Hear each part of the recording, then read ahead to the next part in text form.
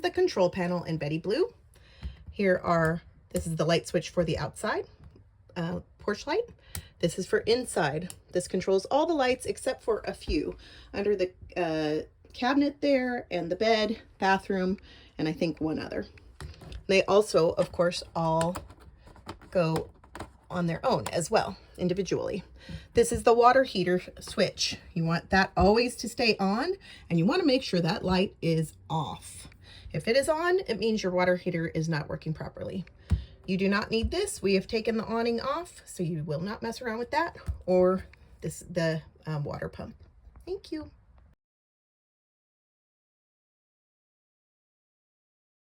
If you need more counter space in Bettie Blue, there is a little extension at the end of the counter. All you have to do is pull it up, and you will see the two little locks engage. When you're ready to put it back down, you'll have to use two hands, but essentially you will pull the counter up and just pull those down, and then it will release and go back into place.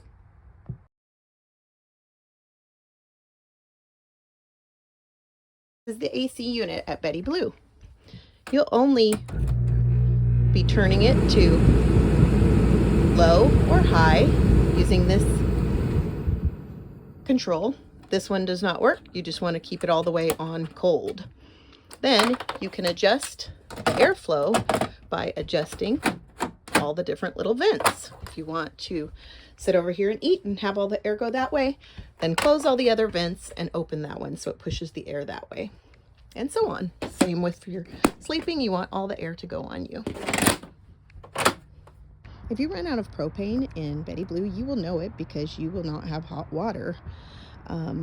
Or you will not have heat in the furnace. You will walk right here to the front of Bettie and you will find your propane tanks. We always have two propane tanks attached. There are two gauges on there and they will show empty. One of them or both of them will show empty. So of course you will change the one that is empty. You will do that by closing the valve. So just turn it in that direction. You will unscrew the propane line.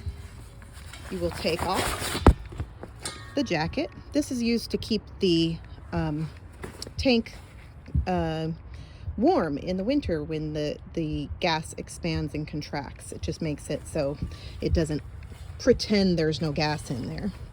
You can take the empty tank and set it right inside here. So this is just a little area right behind this little brown gate. All the fresh tanks, the full tanks, will be sitting right inside here. You can tell because they're very heavy. You will bring your new tank out, turn it to the appropriate direction,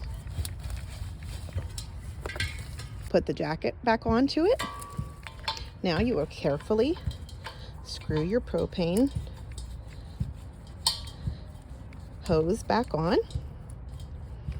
Then, very important, you will open up the valve. There you go. And you can see it immediately goes to full. The last thing that you will need to do is walk right inside Miss Bettie Blue, and you're just going to reset the hot water heater. You'll come right here to the control panel. You will turn the hot water heater off and then back on again. You generally will see the DSI light illuminate, and then after a few seconds it should go out. There's gas in there now, so it doesn't really need to be reset, but if there were no gas, it would be searching for the gas. So the light would come on and you want it to go off after a few seconds. The other thing you can do is turn on the hot water so it starts pushing the gas towards the hot water heater. If it doesn't go off, go ahead and reset it again. And eventually it will go off, and within 10 to 20 minutes you will have hot water again and heat for the furnace. Call us with any questions. It is not draining in Miss Bettie. It's probably just that our holding tanks are full, and all you have to do is walk around the back side of Bettie Blue. We're going to walk right down this little hill, come right here to the back, and you are going to see our sewer valves. So that is the gray water, that is the black tank, which is the toilet. You will leave the gray water alone, do not touch it. all you do for this one is pull it out. You will hear the sewage run down into our pumps. You don't have to look at it unless you are curious about how RVs work. There is the tank where everything is sitting. Once everything has dumped out, all you do is push that back in and you're all set. And you go inside and wash your hands. It's a little important area.